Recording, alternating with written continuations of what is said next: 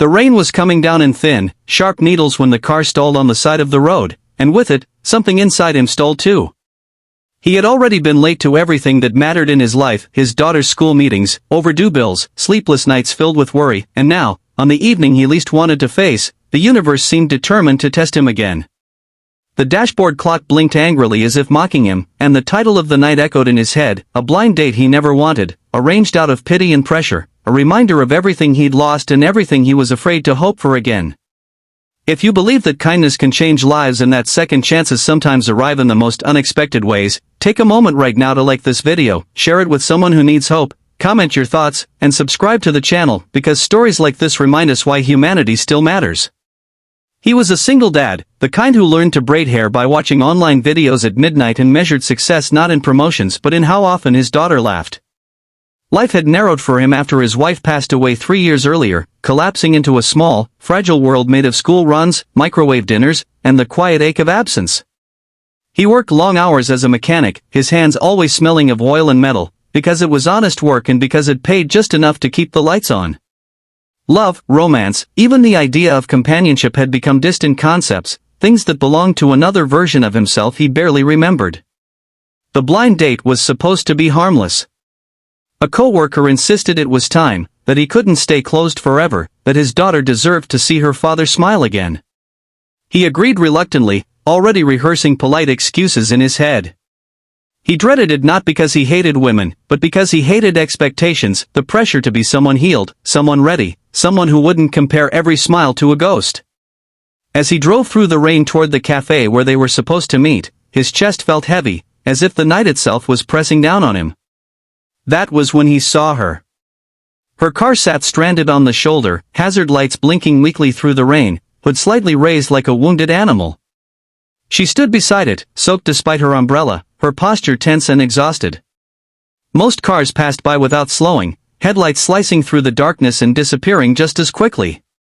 He told himself he was already late, that he had responsibilities waiting at home, that someone else would stop. But something, maybe habit, maybe conscience, made his foot ease off the gas. He pulled over. The rain soaked him instantly as he stepped out, the cold seeping through his jacket. He didn't know her story, didn't know her destination, didn't know that fate had tied their paths together in a way neither of them could imagine. He only saw a person in trouble, and that was enough.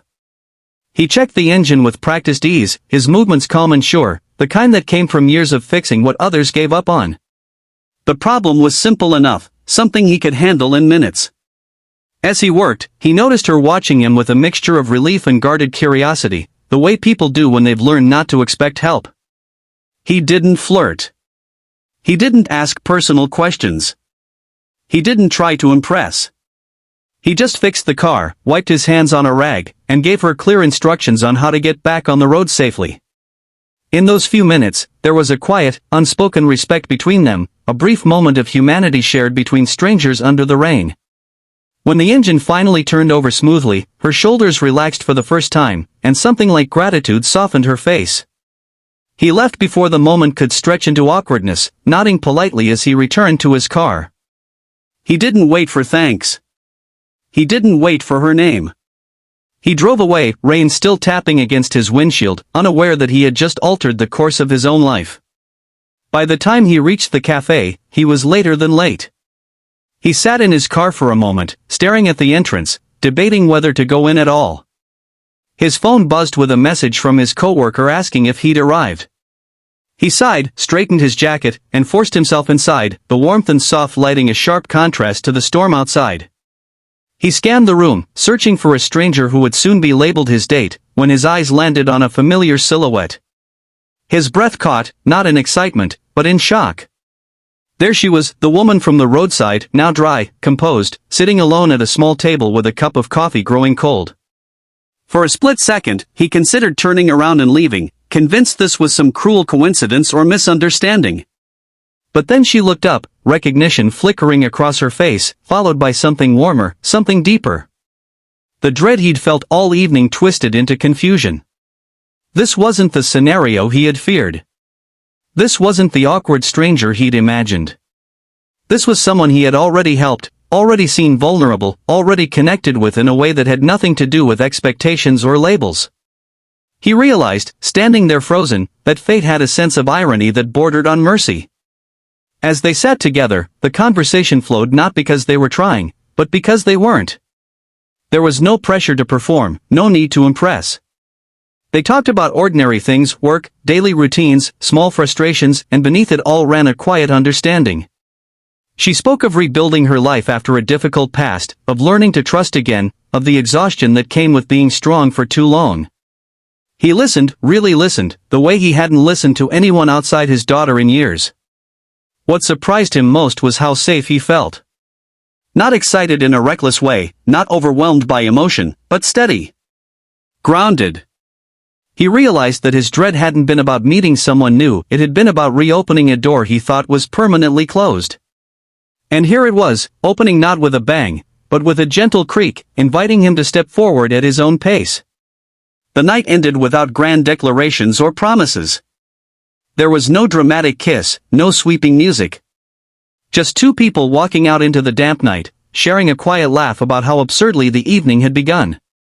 He drove home with a strange lightness in his chest, replaying the moments not with fear, but with cautious hope. In the days that followed, life didn't magically become easier. He still woke up early to pack lunches, still worried about bills, still felt the ache of loss on quiet nights. But something had shifted. He found himself smiling more, noticing the warmth of sunlight through the kitchen window, feeling less alone even when he was by himself. They met again, slowly, carefully, building something not out of desperation, but out of mutual respect and patience.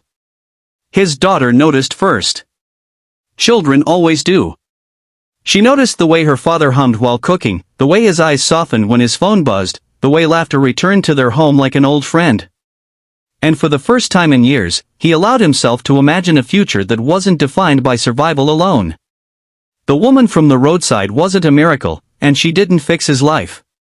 What she did was remind him that kindness, simple, uncalculated kindness, creates ripples we can't see in the moment. That helping a stranger doesn't just change their day, sometimes, it changes your destiny.